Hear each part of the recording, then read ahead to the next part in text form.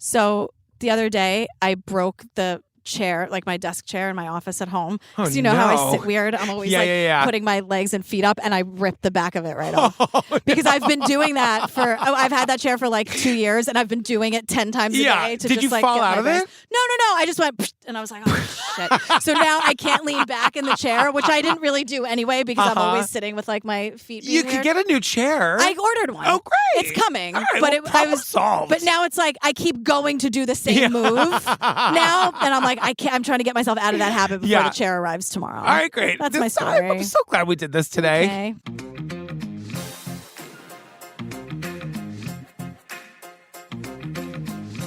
Hi, Julia Benzavalli. Hi, Patrick Hines. Oh, fam, you know. Yeah, exactly. You know what? Exactly. Couldn't have said it better myself. I want them to join the Facebook group. Please ask them nicely, too. If you're into it, why don't you join the Facebook group, please? I mean, tell them what goes on in there. It's so fun and friendly and sweet and kind. Yeah, it's the True Crime Obsessed podcast discussion group. Yeah. And you discuss the pod, you discuss episodes or not. Or you just like give updates on your life if that's what you're into. Yeah, people keep posting pics of their dogs and asking you to say hi. There are like meetup. Yes, I love them all. If I miss it, it's because I don't see it. My notifications are a mess, but I love them all. Just want to say that across the board. But there are also like meetups like within the group, like people are making friends and meeting up in real life or just like virtual friends. I'm telling you, like the Salt Lake City meetup group is my fave. There's a Minneapolis one that's happening now. There was a DC one for a long time. They're all over the place. So just and if you like live in a city and you don't have a lot of friends, get in there and say I live in this town. That happens all the time. Happens all the time. If you're moving or you just whatever, just make new friends in there. It's a True Crime Obsessed podcast discussion group. There you go. All right, what are we talking about today? So welcome to our second bonus episode. Hello and surprise, everyone. Surprise. This is an episode of 2020 called Family Secrets. It is a wild ride.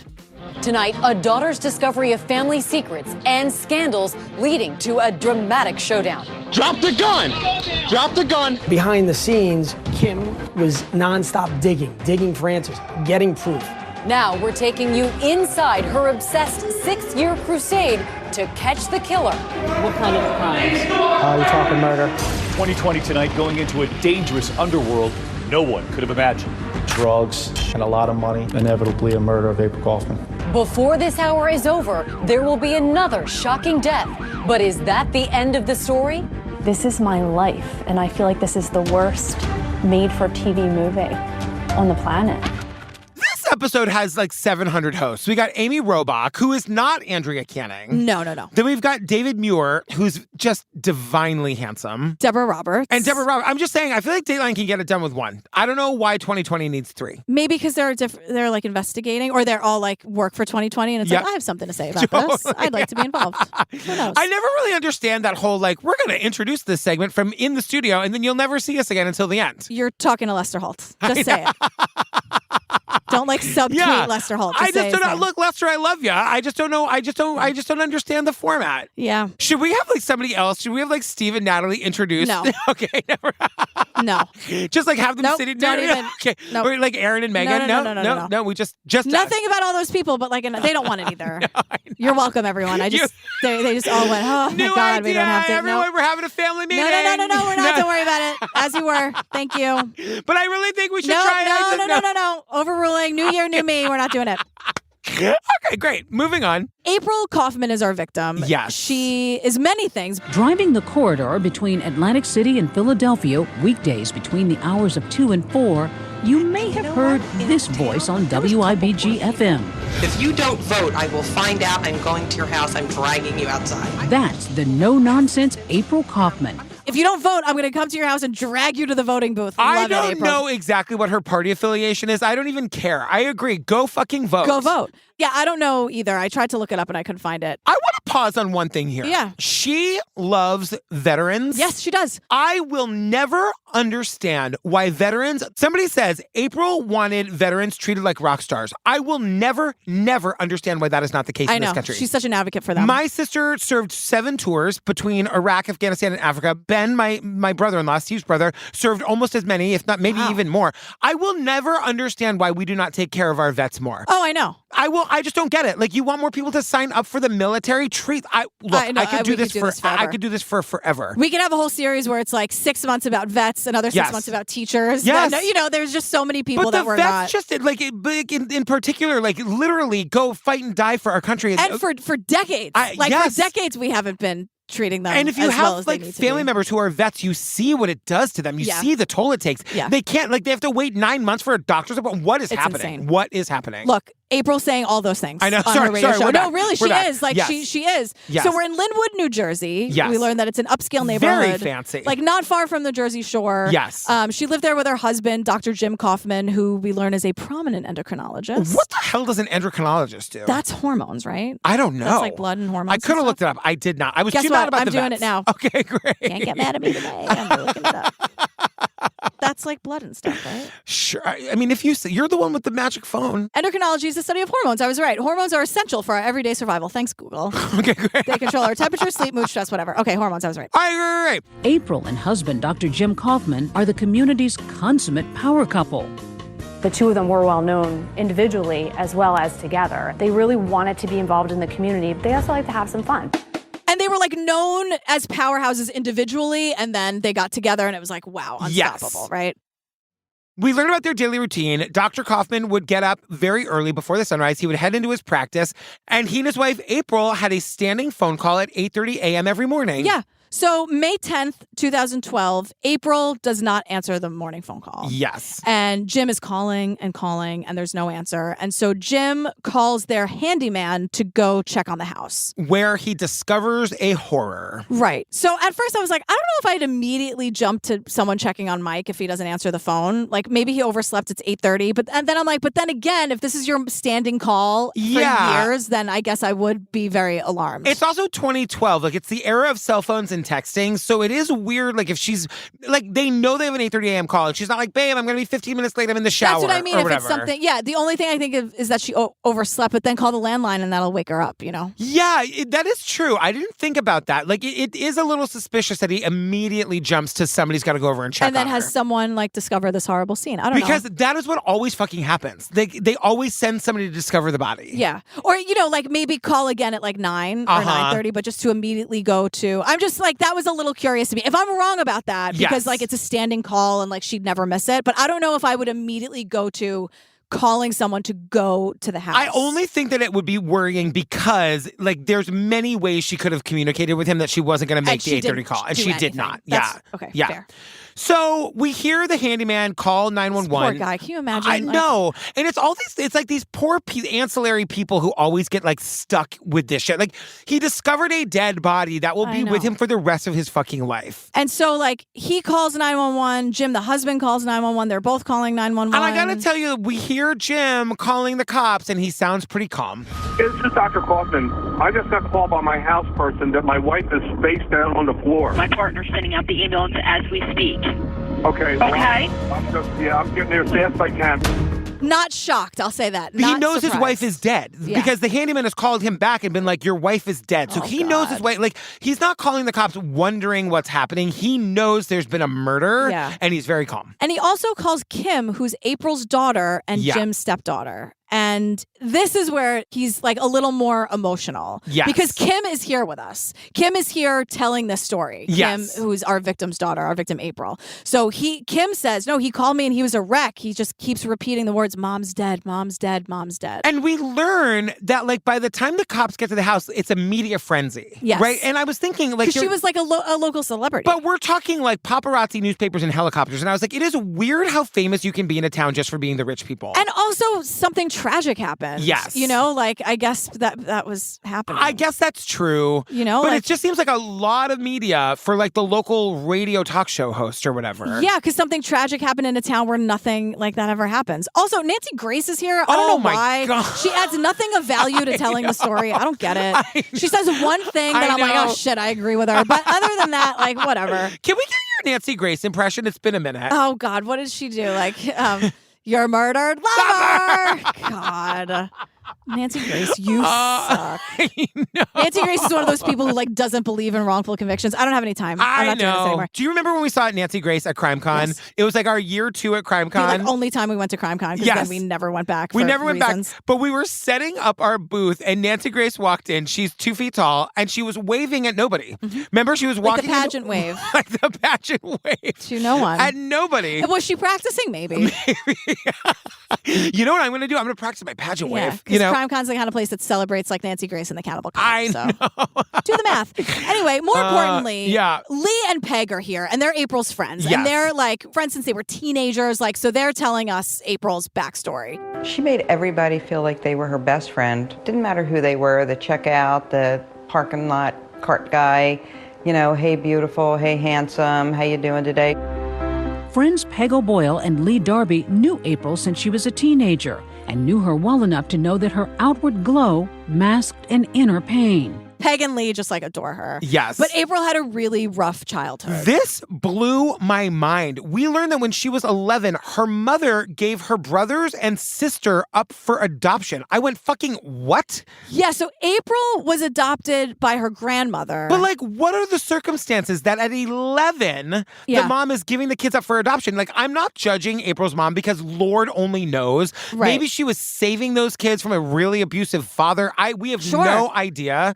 But like, that is traumatic. And what struck me too is that April was adopted by her grandmother, but her brothers and sisters went into foster care. I cannot tell you, as a former foster parent, how traumatizing this all sounds to me. Yeah, and we never hear about these siblings again. So I was just wondering, like, did they stay in touch? Like, what happened to them? Yeah, we never see them here. And as like an 11-year-old back when she was 11, like, you didn't really have any agency to stay in touch. There was no social media. Oh, God. Could she have found them somehow, or like did she want to? Like, we don't know, but we just know that no matter what the situation is, like this definitely would make for what someone could call a rough childhood. Like, this is scary. Whatever the circumstances were for the mother to be like, fuck this, I'm getting rid of all my kids. Also, what happened to the mom?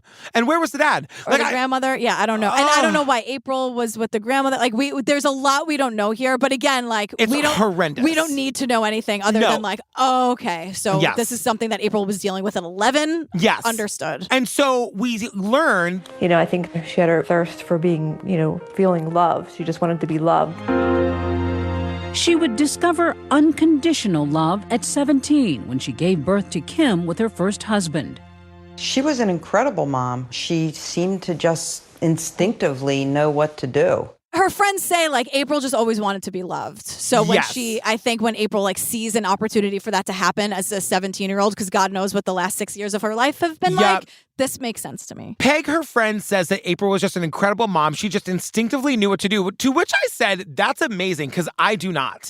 Like, I love being a dad. I love being Daisy's dad. I do not have the instincts. Did you, I'm sure Steve did, but were you sort of like, how do you change it? Like, were you looking things up about like what to do? It's in my book. I read about when we went through the foster care training. I thought the training was like, here's how you change a diaper. Here's how you like make it was not that at all. Yeah. So when they gave us the baby, I was like, but I really do not know how to change a diaper. I do not know how to do it. Keep her alive. I know. Truly. And like changing a diaper is way easier than you might think if you're they make it very very simple. Self-explanatory. But I'm always amazed when I meet people who have that parenting instinct who just know what to do in any situation. Like, I am not that guy. Here's a question. I don't mean to sound, this might make me sound terrible, but like, how often do they eat? They have to eat pretty consistently because they're still growing as little babies. When they're babies, they have to have, like, we were formula feeding Daisy, obviously, and like there's a certain ounces that she's supposed to. Our doctor was great. The doctor said, like, you have to look at eating for babies as a week time span and not a day. Because like they should eat this many ounces of formula in a week.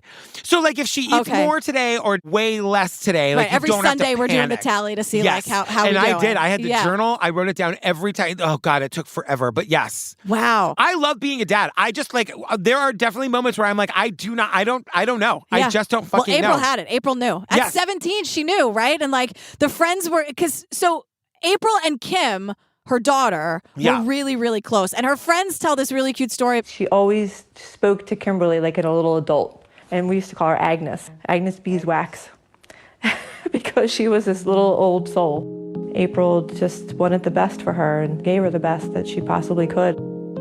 She worked hard. She was such an old soul because April always talked to her like a human adult. Now, I don't always condone that. Like, there are certain things with Daisy where I'm like, okay, we swear openly in front of her because she lives in New York City. She's going to hear it, like, whatever. But, like, I like it in this instance that, like, April talk to her like an adult because they were just the two of them against the world, and I get they had to be. I'm also like, let a kid be a kid, but you know what I mean. I think you can do both. Yes, I think you can do both. I just like it stands out to me where I'm like, I don't know. Like, I talk to Daisy like she's an adult, but I talk about what she wants to talk about. Yeah, correct. You know, yes, so if we're talking about makeup or she's telling me what she's watching, like I'm not going to dumb it down for her, or she's not dumbing it down for me either because I don't know what the hell she's watching. But I think I would think that that's how you do it when you are talking to a kid like and they just say, like, she was just a good mom. She wanted the best for Kim, and she like went out of her way to make sure that Kim had a great life. Like she was a great, and Kim loves her mother. Yeah. So April dropped out of school when she got pregnant, but she went back and got her GED. No, she didn't. She clawed her way back. Nancy Grace. According to Nancy. She didn't just go back, GP. She clawed her way back. But April is like, again, a powerhouse because she opened a salon and a catering business and a cafe, like lots of irons in the fire. And she was a radio host, don't forget. I wrote, she sounds like a badass. I just wish it was anyone but Nancy Grace telling us this. I know. It's funny that you stopped writing down when Nancy Grace was talking because I wrote it every single time. She clawed her way back. All right.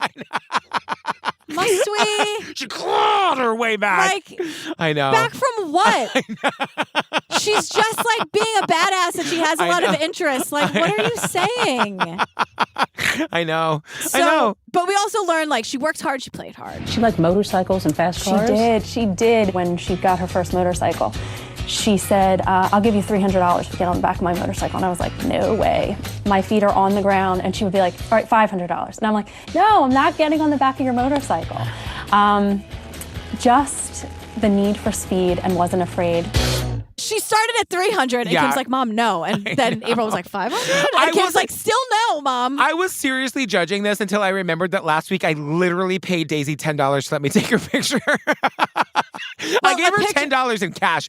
Daisy, can I tell you a story? Who came up with that number? Me. It was me. You started at 10? I started at 10. Do you know how to negotiate at all? I don't know. I wanted the picture and I wanted it now. Daisy is a money saver. She's kind of a money hoarder. She's got like a bank in her room. I learned the other day at Old Navy that Daisy has a little pocket in her coat where she keeps quarters in case she ever encounters a gumball machine. Do you want to know how I learned this? When you encountered a gumball machine? Well, we were at Old Navy and there was a machine, it was a gumball machine, but it was for those bouncy balls. Let me tell you. Wait a second. When I tell you what happened, Daisy saw a little boy standing in front of the front of that bouncy ball machine, and she said, "Daddy, can I go buy him a bouncy ball?" And I said, "Well, I said his dad is standing right next to him. You have to ask the dad." Oh, right. So that's she goes, a better answer. Well, sorry. She like asked everyone, the dad, bouncy balls for everyone. I used to fucking love those things. If there was a machine to put a quarter in, oh God, I would make a beeline for it. But Daisy's like, she's not the best sharer in the world. She walked right over to the dad. She's not, and she said to the dad, like, "Can I buy him a bouncy ball?" And the dad didn't speak English. He only spoke Spanish, and Daisy used like hand signs to show what she wanted. She got the little boy a ball and she handed it to him. And before anybody could say anything, she goes, "You're welcome," and turned and walked away. That's a hell of a story. I know, my little baby. Really it was sweet. So, she didn't even get one for herself. I was going to say, she didn't get herself No, one? she wanted to get it for, because she could see that he was standing in front of it because he wanted it. And she had that little pocket full of quarters I didn't even know she had. Secret quarter stash. See, she's a good kid. Who's saying she's not? Oh, she's my little baby. Okay. Well, I paid her $10 for a picture. Was it good? I don't know. I don't don't remember. You wanted the action of taking a photo. I just wanted the picture. Because you don't have 10,000 of them already. I know. So April finally meets Jim Kauffman, and they say like she finally met her match. He drives a Harley, he smokes cigars, he's a doctor, he was a Green Beret in the military. Like, those people are no joke, right? A doctor. I get it. Let's there's I know where we're going. A caricature sketch for Jim's 60th birthday. Can we unpack it? Please. I thought I would like nothing more. Okay, great. So he's a pirate, like on the small boat. Yes. You've seen these caricatures, fam. You know what we're talking. Yeah. In fact, this caricature sketched for Jim's 60th birthday seems to sum up the couple's life. There's April, the buxom Jersey girl, overshadowed by her larger-than-life new husband, who's prominently depicted with a gun, big cigar, and something else, military tattoos. Booze in one hand. Yes. He's smoking a cigar. He's got an eye patch, a big scar, military tattoos, parrot on his shoulder, because of course he's a pirate. He's holding a gun, and there's like a scared turkey looking at the gun on the bottom, so I guess he's a hunter. Yep. He's sailing away from both Aruba and a hospital. I guess Aruba was like a vacation spot of choice. And April is way in the back. Way in the back. Barely see her. Wearing like a sexy maid's outfit on a Harley, sipping a martini with an enormous diamond on one hand, and she's holding up scissors in the other. Right. And that's a lot for that's like a lot of, I mean, I guess if it was for his 60th birthday, like they kind of went to someone who, this isn't maybe, or maybe it was on the boardwalk. They were right near the Jersey Shore. Oh, yeah. Totally. You know? I used to know a guy who made those caricatures. Did he ever get people like upset, like insulted, who don't get that it's a caricature? I think that like you go out of your way to make them flattering. You know what I mean? Oh, yeah. But they're like a caricature is kind of like, they're not supposed to be like, wow, sexy caricature. No, but I remember going to him. That's also a funny, sexy Halloween costume. Sexy caricature. I remember thinking like if I ever asked him to draw me, he would give me cheekbones. So that was my favorite thing. Do you have any of the things that he I'll have to go through and see if I can find them. Yeah. Interesting. But we learn that Jim is a war hero. He has Purple Hearts and sharpshooter medals from being in the war, to which I said, which war? He's a Vietnam veteran. Yes. So, because Kim is here, again, April's daughter, telling us about Jim's time in the military. And like 2020 in their infinite wisdom is playing that song, War, What Is It Good For? Oh, God. Which is, again, one of the most popular protest songs of all time. I'm just saying. So Jim is like, just ask Jim, he'll tell you about what a superstar he was on the battlefield. Because Kim wanted to do a project on him, and he was like, okay, you can interview me for this project, but there's 2 rules. And they're major rules. Major rules. There were 2 rules to this interview. 1, you can never ask my mother about anything pertaining to this interview. And 2, you have to destroy the tape when you're finished. You have to destroy this tape when we're finished with it. And Kim's like, this seems like a lot, but you know what? Out of respect for the Vietnam veteran, like they go through a lot. Like it's not, small price to pay to hear this amazing story from the person who lived it for my school project. You know what? It's fine. If you don't want a record of this trauma, totally My mom understand, married a war right? hero. Oh my God. So Kim tells us what Jim told her on the tape, like from memory. Yes. Jim tells Kim that while Vietnam, his camp was ambushed. Yes. And his fellow soldiers were all like stabbed and left for dead. And Jim is this lone survivor. He gets stabbed, but he doesn't die. No, he's the only survivor. And his sole mission was bringing back all of their dog tags so they could be identified and their families could know what happened to their loved ones. Yes. Like, this is amazing. This is just unbelievable. Right. Right? It's just, woo. But it's Jim's experience in the military that motivates April to be such a fierce advocate for veterans. And she does amazing work. She does amazing work. And this is where they say April thought veterans should be rock stars. I fucking agree. Like, I cannot stand it. Absolutely. So Mother's Day 2012 is April's funeral. And I'm just like, Mother's Day. I know. God. They describe it like a state procession. Yeah. And at the same time where people are honoring April so beautifully, like the rumor mill is working overtime. Yeah, except it's true. So but do you have to speculate about? I know. Well, because Deborah Roberts, the host, asks Kim, like, hey, people were saying that your mom was having affairs. And Kim is like, listen, all I'm going to say is that, they had a very unhealthy relationship, the both of them. And I will just say that there were indiscretions on both sides of the fence. And I'll leave it at that. Did it concern you that maybe somebody that she had been involved with could have killed her?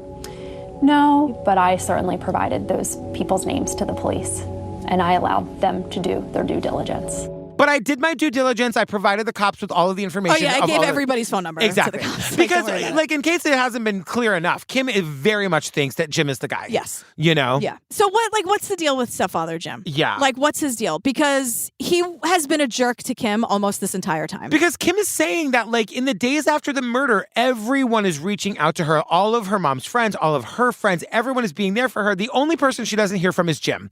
And she says he was very cold to me. He always kept me at arm's length. Not just now, but always. We see a video of her wedding day, of Kim's wedding, Kim the daughter, the one who's here, her wedding day. The photographer is trying to get a picture of her in the middle of her mother and Jim. And you see Kim is looking down. She's feeling very awkward. She doesn't want this photo to be taken.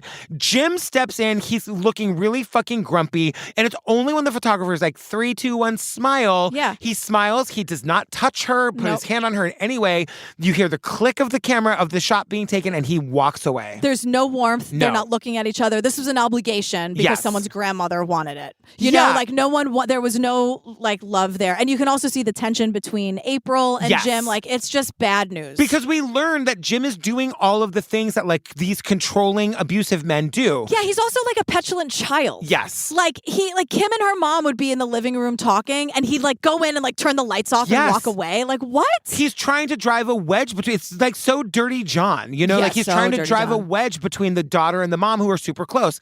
He also completely controlled her cash flow. He's super controlling about wanting to know who she's talking to and who she's with at all times. And so remember, April and Kim are super, super close. Yeah. So 2 months before April's murder, they'd been married for 10 years. And April has had enough. And she's talking to Kim, her daughter, about it, saying like she's getting things in order for her to leave.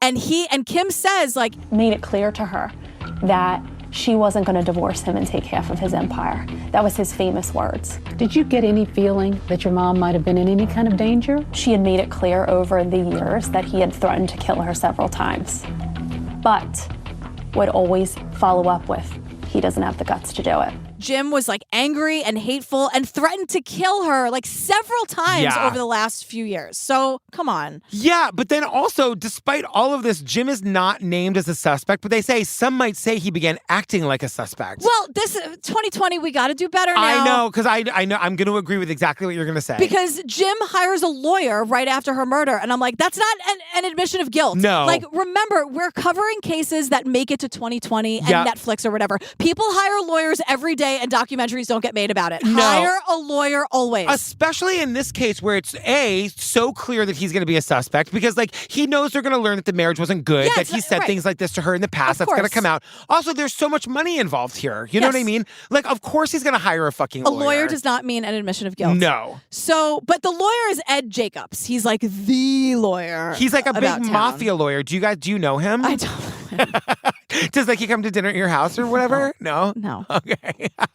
I just thought maybe we get him for like an interview on the Pates or something. No, because he defended Bill Cosby in one of his many sexual assault cases, so we're not going to mess with true. that. No, it's so funny because Nancy Grace, in talking about the lawyer, goes, he loves defending high-profile criminal cases. His walls in his office are covered with news clips of himself. Nancy, girl, let's take a tour of your office. Exactly. And like, this guy's sleazy defending, whatever. But like, where else do you hang up your accomplishments if not your office? Like, is that really so bad? No. Like, I know it's not about this, and like, it's not even about this guy or Nancy Grace, but like, show off your shit. Be proud. Hang your stuff in your office. Stop putting your Oscar in the bathroom. Put that shit on the mantle where it belongs. Or, you know, like, just like display your stuff. And Nancy, please. I'd love to see your office. I know. I mean, come on. Like, please. So, but Jim has an alibi. Right. They say one of the reasons he's not named a suspect is because he has an alibi. And I'm like, of course he's not going to be the trigger man. Yeah, there's like footage of him at a convenience store at the time of the murder. That to me makes him look more guilty. Right. You know what I mean? Jim's feeling good. You know, he's got an alibi. He's got this great attorney. And you know what, Kim,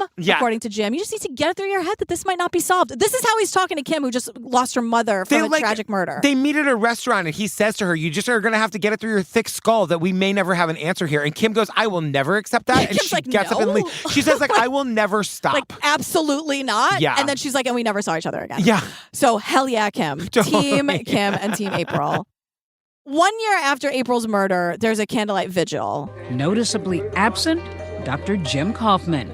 He marks the milestone another way. We discovered that he was getting ready to auction off all of April's belongings and hadn't given anything to Kim. He's doing maybe the cruelest thing that you can do in this moment. Yeah. Which is getting ready to auction off April's belongings. Yeah, which I was just saying, like, Jim, like, maybe it's a coincidence. Pick another weekend, girl. You know what I mean? This is cruel. And you know who was at the vigil? All of the fucking veterans that April was trying to help. Right. You know? Right. That you should be helping, you know. So. And also, the thing that we learned about him, like, getting ready to auction off her items, Kim is asking for things that belong to her mother, and he won't won't give them to her. That is so fucked up. It's so cruel. It's so cruel. And it's like, so you're doing it just to be mean. Yes. Because I thought you had an empire, right? Like, why are you selling her stuff and things that are just hold emotional, important value to her daughter? And you're just like, not because you can? Right. Like, that's so mean. It's so fucking mean. And so Kim is like just trying to like survive and live her life, you know? Like she has, like she's married, she has 2 kids, like she's just doing her best. She says that she's like trying to stay positive and hold out hope that the case can be solved, but it's also like she's dealing with like the dude, the husband being an asshole and the trauma of her mother having just been murdered. We see the inside of her house. She literally has a live, laugh, love thing on the wall. I was like, I love you, Kim. Kim's allowed. I know. My sister had one of those, like, in this house, we believe in hugs. We don't. You know what people post in the Facebook group a lot where it's like, in this house, we believe in... And Bigfoot is real. And then it's Bigfoot like is science hot. and like gay shit and trans people and like it just... I it's know. amazing. So 15 months after April's murder, Jim gets married again to Carol Weintraub. Yeah, Nancy Grace has a real problem with this. She's like, when did that start? No, that's some romance. Now, like, apparently they started dating right after April was murdered. And like 15 months isn't a week. But if you've been dating for 15 months and your wife was just brutally murdered, I know you had a bad relationship, but like, you shouldn't see it as like, yes, I can date. You know what I mean? I don't know. I'm going to kind of give them a pass on murdered. this. She was murdered, but they weren't happy. Let's say he's not the guy. He's totally the guy. Yeah. But let's say he's not the guy. Like, I could see a world in which it's like, well, she was murdered and that's fucking awful. But like, we weren't happy for the last 5 years. We hated each other. That I understand, but Jim isn't giving me the it was awful. No, I agree. If he said it was awful and I found solace in Carol because she was sort of my guardian angel, fine. Yeah. But he's not doing any of that. No. So here's this red flag, another red flag. Dr. Kauffman's next move sets off a chain of events that pushes Kim out of limbo. He went after my mom's life insurance policy. And your reaction? No way. Because you know what? This was my only attempt to maybe be able to get some answers, and the truth maybe would start to come out. $600,000. And now I'm like, okay, that empire thing is bullshit. Because he can't have a ton of money. The insurance, the auction, like I'm starting to think like, what's going on here? What's going on right. here? Yeah, that he's like so... Because like the right thing to do is give that money to Kim. Right. You know? And Kim's like, good idea, Patrick. Yeah. So she just like can't take it anymore. Yeah. Because it seems like every time she thinks she can kind of get her life back, like Jim is doing something shitty. And like she can't take it, so she hires a lawyer. I'm sorry, we'll get to that in one second. I cannot imagine a world in which like he's selling her mother's things. Things that like the last remnant, like her mother was ripped out of her life. I know. And these are the last remaining remnants that he's selling. Not even like come and take what you want and then we'll sell the rest. Right. And he's not even selling like things that you would say like were quote valuable. Right. Yeah. He's not selling stuff to get money. Literally Disney mugs. He's selling like heirlooms, things that would mean a lot to Kim to have. Yes. Like her favorite mug. Like things that were just be meaningful or a nice like token. Yes. That's what he's getting rid of because that's cruel. It's just so fucked. And it's like, I don't know why I keep trying to like make it, I keep trying to like find humanity in these people and you can't. You can't. Yeah. It'll make you crazy trying to understand it. Yeah. Because you can't understand it. You can't. So Kim is like, fuck this. She can't take it anymore. She hires a lawyer because she wants Two lawyers. They're brothers. They're brothers. Yeah. Patrick and Andrew Darcy. Believing Jim is the killer, she files a wrongful death suit against her stepdad to keep him from getting her mom's $600,000 life insurance policy. I have no choice to respond and to begin to fight for what I know is right. The most significant kind of civil lawsuit you can have is a wrongful death case. She wants to file a wrongful death suit against Jim because she wants to stop him from getting that $600,000 life insurance policy. Yes. And Patrick and Andrew are like, behind the scenes, Kim with us, we were constantly digging, trying to find clues and answers. And then we like go to Atlantic City and suddenly at the Miss America pageant for 10 seconds. I know. Here she is. And I'm like, what? I know. 2020. They keep talking about like how beautiful Atlantic City is, and I'm here to say no. And there's like, and a lot of crime and corruption and unsolved cases and the Miss America America pageant. And I'm like, what a I know. whiplash. I mean, I've got one word for you. Fucking Trump. I know. You know? Whatever. So, but now we meet Damon Tyner. Oh, my God. He's amazing. His dad was like a local legend in Atlantic City. His dad was like a firefighter and a cop who like really made a name for himself. But Damon made a name for himself as a Superior Court judge, to the point that he even has a sandwich named after him, Jillian, at the local deli. He has pizza named after him. Oh, my God. Pizza. What would be on your pizza? What would be on the Jillian Pensavalli? Oh, my God. I know. It would, honestly, I'm such a basic bitch. Yeah. It would really be like just the best, like New York plain slice, just the best. But here's what I would do if I could. You just always get it at the perfect temperature so you're not burning your mouth on the cheese. Mine is peppers and onions, and it comes with a side of ranch and an orange Fanta. Now, here's the thing, though. Yeah. We've discussed this. Okay. My opinion is that fake pizza, your Domino's, that's all about ranch. Yeah, I guess I'm you're not right. dipping like a corner slice. We did get ranch. like real New York pizza last night. We did not have ranch, and it was delicious. You don't need it. Yeah. And you shouldn't have it. She's wagging her finger in my face, But even like if you're in Chicago, right? Going to Lou Malnati's and you're getting like real deep dish, like even that, no ranch. I'm talking fake corporate pizza. Okay, like I almost said Dirty John's. Papa John's? No, fuck Papa John's. Oh, great. Fuck him. He's like a bad guy. Oh, great. I'm sure Domino's I was isn't going to say, great we either. know that Domino's is not great either. Well, there's one closer to me. I don't know what to tell you. But Damon is also, I had to rewind this like 30 times. Yeah, I know, because the timeline is weird. And then last year, I, Damon G. Tyner, became the first black prosecutor in the county's history. Many seeing him as the city's much-needed savior. You're doing a good job, man. I appreciate it. Great job. Thanks a lot. Thank you. Joey, you all right? No, not judge anymore. Good to see you. That man's cleaning up AC. He's the first black prosecutor in the county's history in 2017. And I I'm know. like, that's amazing and also insane. It's insane. 2017, really? I know, and he does it in reverse order because he was a judge first and then becomes a prosecutor. Like, Normally holy shit. it goes the other way, but this fucking guy is amazing. Yeah. Damon is incredible, and like we're with him on the boardwalk, and like people are coming up to him. Hey, on the boardwalk. On the boardwalk, and like we're with he's just outside going for an interview with our host, and people are like, "This guy's like changing Atlantic City. Seriously. Like we love this guy." So there are 140, when he steps into office, right? There are 140 unsolved murders dating back to the 70s. And Damon wants to get to the bottom of every last one of them. Yes. So he asks his team, let's start kind of quote like simple. Yep. Which is the most solvable? And every member of his team, Unanimously. everyone said April Kauffman. Yes. And he's like, all right, let's go. I know, which is wild, because then we learn that in the 5 years, so it's 5 years since the murder, nothing meaningful had been done to investigate the case. And so 2020 tries to get in touch with the former prosecutor, Jim McClain, about it. And through his spokesperson, he says no comment. No comment. To which What I a say, dick. I want to see that guy's like financials, because Jim, the who we're going to find out is behind the murder, obviously has money. He's obviously donating to this guy's like does re-election he? campaign. There's got to be a reason. There's gotta be gotta be something. a financial reason why this guy is not investigating this rich guy's dead, murdered wife. And then doesn't have any comment about it. And no comment. I don't like it. Yeah. But this is like great for the morale of the case, right? Like Yeah. someone is listening, someone cares, like Kim feels seen and Yes. heard. It's great.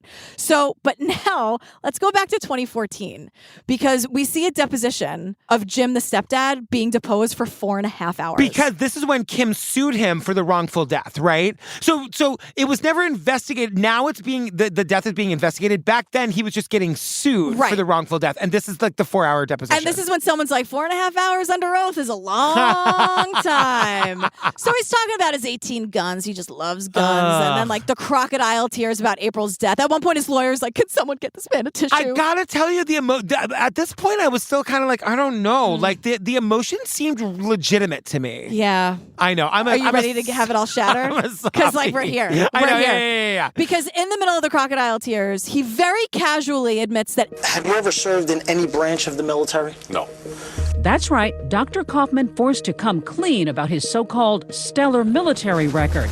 Those Purple Hearts, those sharpshooter medals, all lies. Did you ever tell Kim Pack you were in the military? Yes. Did you ever tell anyone that you were a Green Beret? Yes. Who'd you tell? I don't recall how many people I told. everything he said about his time in the military was a lie. He was never in the military. This is so fucked. They call it stolen valor. Like, think about how big that lie is. I mean, because it's not like he was just saying like, oh, I went to basic training and I served a couple years in the army. Or I was in Vietnam. Even like, I was in Vietnam, I don't want to talk about it. Yeah. Right? He says he has Purple Hearts and sharpshooting awards. That story that he told Kim that no one could record or listen to ever about like being the lone standing guy.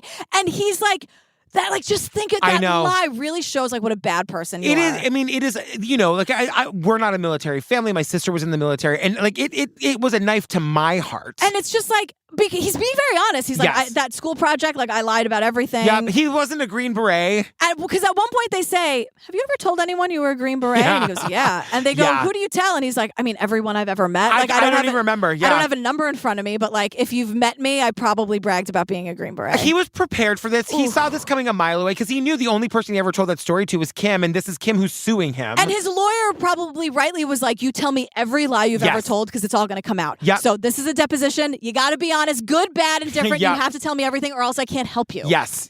But like he says it without an ounce of apology. He or says remorse. it with nothing. He's not sorry. Because I think in his fucked up mind, he's like, well, it led to April being such an advocate, so like some good came from it. Yeah, kind of. Until he starts throwing the veterans under the bus in 2 seconds. Like, give me a break. Okay. Yeah. So when they ask him straight up, who do you think did it? I thought it could be someone who was one of the veterans. The last choice was that it was someone in a motorcycle gang. What motorcycle gang? The Pagans. well, I think it could have been one of the veterans she's been working with. To which all I can say is, oh, you mean one of the people who actually fucking served in the military? Piece of you shit. piece of shit. Like what? Just to use these people and their story and their trauma and the fact that they are not getting treated well when they come home. Exactly. And then you throw them under the bus as well. Like when you're obviously the fucking killer. Right. Like who like flooded her memorial because she did such good work for them, you asshole. But then he's like, because everyone's kind of, I feel like in the deposition, everyone was like, really? I know. And he's like, no, You're actually. a great attorney. Your poker face, they would know right away they were so fucked.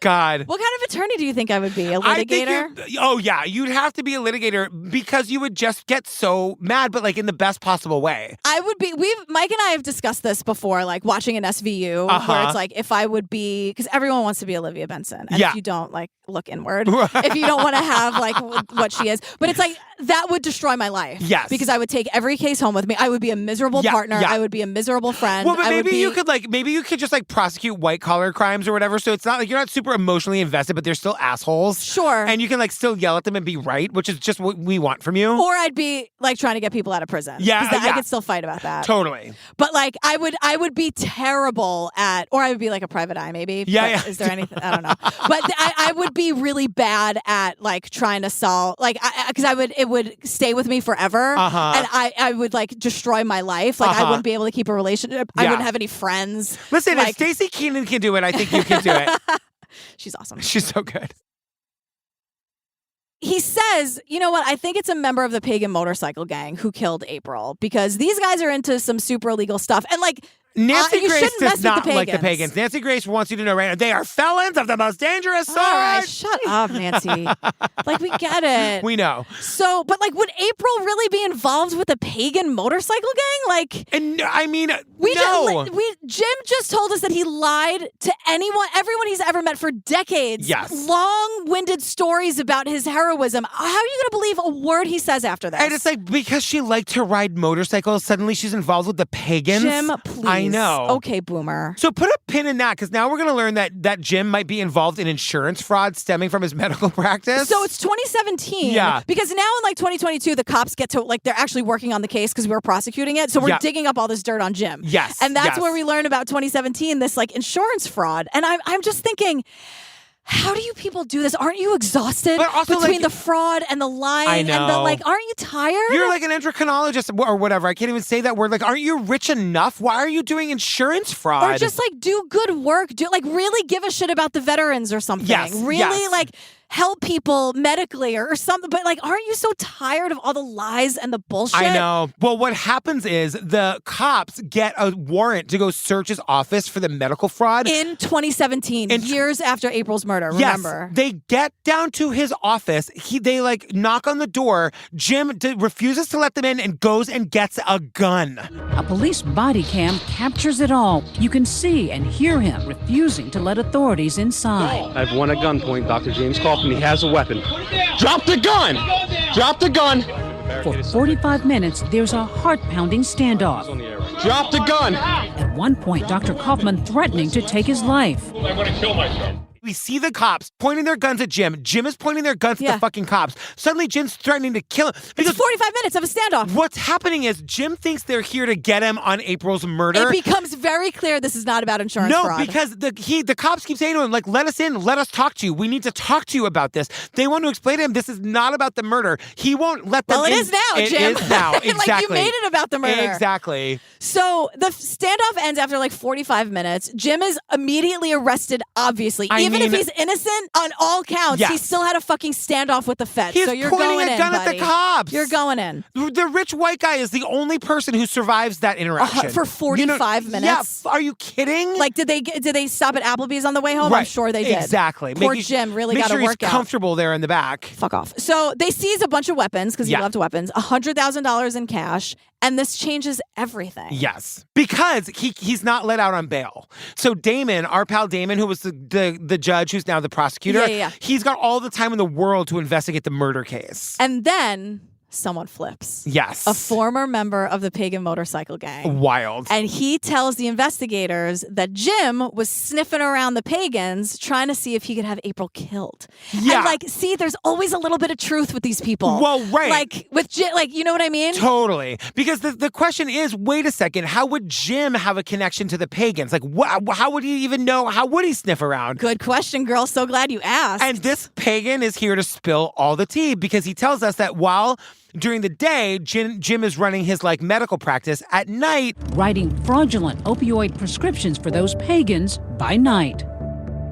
They would come in and be patients, and all of a sudden you had a prominent endocrinologist that was prescribing opioids and all kinds of other painkillers when that wasn't quite his practice. And he's like a major part of the opioid crisis that we have in this country. Yes. Thank you so much, Jim. Thank you so much. You couldn't just like go to work and be an endocrinologist? Exactly. Like, are you serious? So, and Nancy Grace is scandalized. She says, what a bombshell. This respected doctor was part of a pill mill? Oh, God. She says pill she mill. loves her little wordplay moments. If she could just be on the right side of history, I know. You know what I mean? If she wasn't such a nightmare. Just once. She blocked me on Twitter. Did I tell you that? What? Like years ago. No! Yeah. I get blocked by Diane Diamond and I talk about it for 5 years. You get blocked by Nancy Grace, you don't even mention it? I think I might have mentioned it once. She blocked me. What did you do? I don't know. I said something. Someone tagged me in something that she was. I truly don't remember what it was. But I said something. I was like, she's a charlatan, or she's always running her mouth. Like, and whatever. She blocked you. Insta block. Oh my God, that is wild. So. Bye, Nancy. The thing is, people don't realize, like, when you do that, my life becomes better. Exactly. Because you don't show up on my For You or my little thing. So, like, keep doing it. Absolutely. I love it. 100%. Saves me a lot of trouble.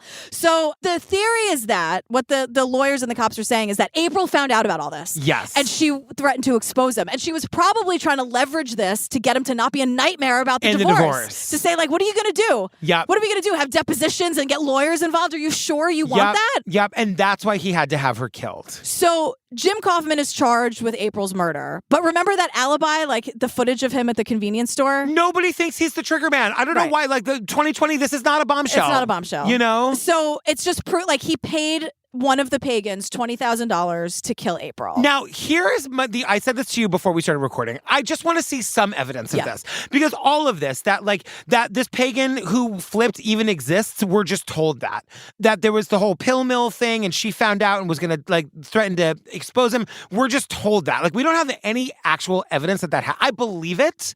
I love Damon, the guy, the prosecutor. I just want to see some of the evidence. That's all. Yeah, no, I hear you. I think because we'll learn later it's still like an open active case. Oh, really? Yeah. Oh. So I wonder if that's part of it. Okay. But like, am I surprised that the motorcycle gang has something to do with opioids? Like, no. And opioids, like that this like fucking shitty doctor is writing fake prescription. Like, no, I believe all of that. Also, I believe everything Kim says. I'm on Team Kim. So well, if Kim says that it, then... Kim believes it, but like Kim's not going to be shown the evidence either. You know what I mean? Like, she's not on the inside of the investigation. Yeah.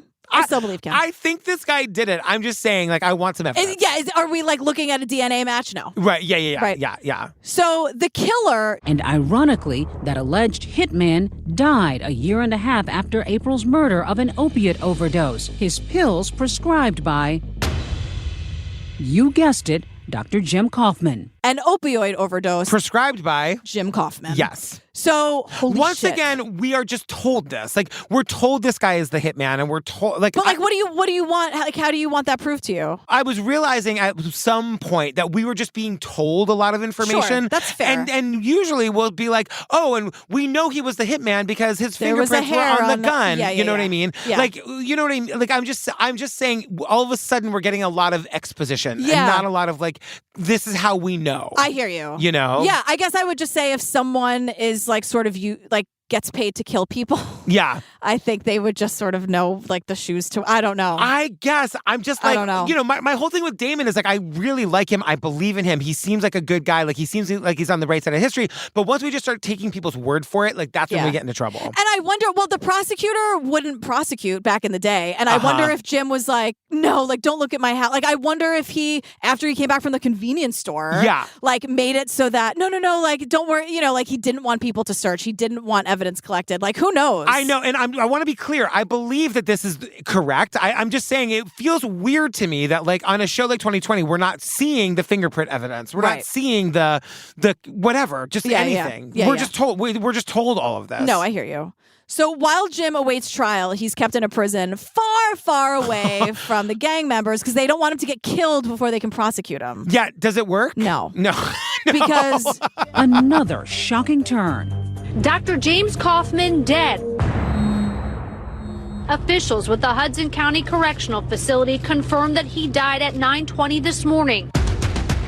Jim kills himself in his cell. Yes. He did, however, leave a note. And a 6-page suicide note. To which I say, narcissists are insufferable, but god damn it, are they predictable? Yeah, like, yes. like he needs to get the last word. He needs to make it all about him. Because he's like it's quoting Latin. It's not a confession. He's saying I had nothing to do with the murder of my wife, and the fact that so many people believe that I did is the reason why I have to kill myself. And he's like quoting Latin, like things that the Roman gladiators would say to the emperor before they got into the Colosseum. And you know how I feel about Nancy Grace, but she is like rightly incredulous about this. She's like, really? I know.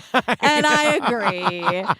But he's like victim blaming April because what he ends up saying in the note is that actually, now that we're all here, so I get the last word in and like no one can say otherwise, April introduced him to the gang. Yes. And he was so shocked that they were all friends. And I'm like, right. And she was writing the prescriptions for them too, you piece of shit. Exactly. Like, remember how you lied about your war stories to everyone for 50 years? Like, are you out of your mind? No one's believing you. No one is believing you. Shut up. And Damon comes back to say that their investigation shows that there's no evidence that April had any relationship with the pagans. No. Or the opioid scheme. Right. Like the story makes sense. Right. He was a shady, shifty doctor who was doing this on the side. She wanted a divorce. He didn't want to give it to her. She found out, like, she got a way out. It's like, let me out of this marriage or I'm going to expose you. And he had her killed. And like, not just like the opioid pills, but like, it would pull the thread about how he lied about fucking being in Vietnam. Exactly. And then everything is starting to fall apart. Yes. So he like couldn't have that. Yes. So Jim Kauffman is dead. The killer's dead. Now what? The prosecutor wants to get the pagan ringleader, in quotes. Yes. Because the prosecutor thinks that this ringleader conspired with Jim Kauffman to do the murder for hire. Like, they just want to get somebody convicted for something. Yes. Basically yes. is what's happening because everyone else is dead. Yeah. And like, so I guess that you're saying it's still an open case? Yeah, the trial is pending. The investigation is ongoing. They're going to charge him with conspiracy to commit murder. And it's like those cases with gangs like where they have their hands in everything. Like this goes on for years. And like, it's just one of those. It's impossible. But in the end, you know, we end with Kim because we learn. Remember how that piece of shit Jim was like auctioning off all of April's stuff? I know. Well, in the end, we learned. Remember when Jim sold off all of April's belongings? Turns out Lee Darby and Peg O'Boyle, dubbing themselves April's Angels, swooped in. These women got together and they were on the phone calling people, raising money to be able to buy back things that belong to my mother. So that's how you got the last remnants of your mom's things. Yes. Kim calls them April's angels. They saved the day. There's a magical story because they give it all back to Kim, the daughter. And Kim says the very first piece that was given back to her, she opened it up. This had Jim had auctioned this off to a stranger. Yeah. It comes back to Kim through the friends. These April's angels raised a ton of money and were able to buy back, not all of, but a lot of the items that were sold. And the very first one that is given to Kim, she opens it and there's a note inside to Kim. It's like a little champagne bottle in a bucket. It's like a little ornament or a trinket like a or little something. trinket, yeah. And you open it up and there's a note in it. That Kim had never seen before. And it says, "Dear Kimberly," I'm going to sob. I know. To Kimberly, from Mom. Whenever you look at this, you know you're always loved. You're so special. Best wishes for the rest of your life. And you had no idea that note was there? No, and I feel like this was meant to be. I feel like I was meant to have this. I keep this by my bed. It reminds me that my mom is with me all the time. Best wishes for the rest of your life. And it's from Love her mother. Mom. And it's like, she was meant to have that. Like, I mean, someone, it's so believe what you want to crazy. believe, Yeah. but something, stars were aligning that led that back to Kim. And if she got nothing else back, to have that moment. Wait, imagine finding a note from your mother years know. after the murder. And Kim's husband had a bench dedicated to her mother and sort of gave that to Kim. And it ends with Kim saying, I think my mom would say to me, you can breathe. You can go on and live. You don't have to be sad anymore. I mean, it's so fucking heartbreaking. And Kim, really, and Damon, we can't take anything away from Damon for what he did, but Kim kept this going. She tried to sue this way. She tried to, Kim was at the forefront of trying to get justice for her mother, and it's unbelievably beautiful. She's so grateful to Damon because she's the only reason I got any closure was because this prosecutor believed my story and took action. She's so grateful to him. So did the rest of his team. It was unanimous. What's the most solvable out of 170? Yes. What's the most solvable? And everyone said this case. Yep. You just need someone to hear you and listen to you and believe in you. And amazing things can happen, and we can get justice for the shitty things that happen in this world. Yeah. More of that, please.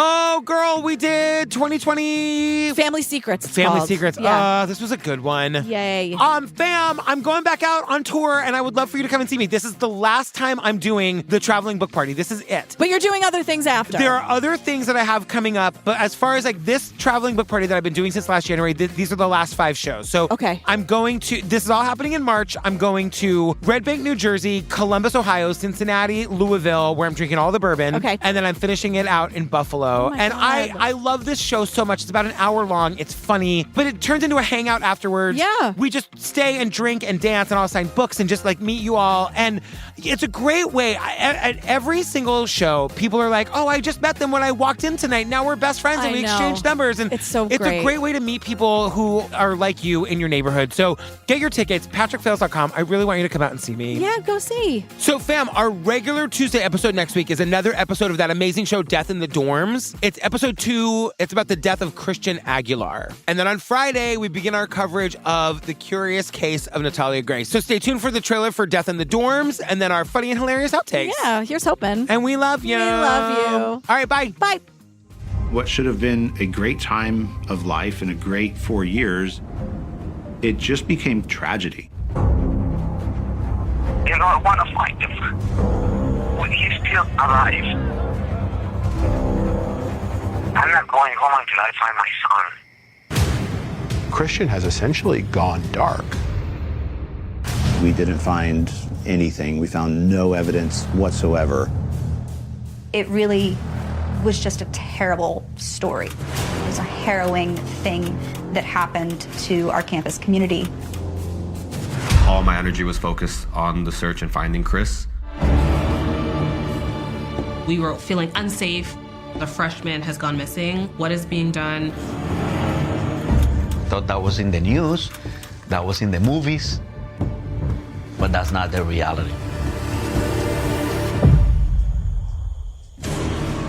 The reality is that's tragedy out there and it can happen.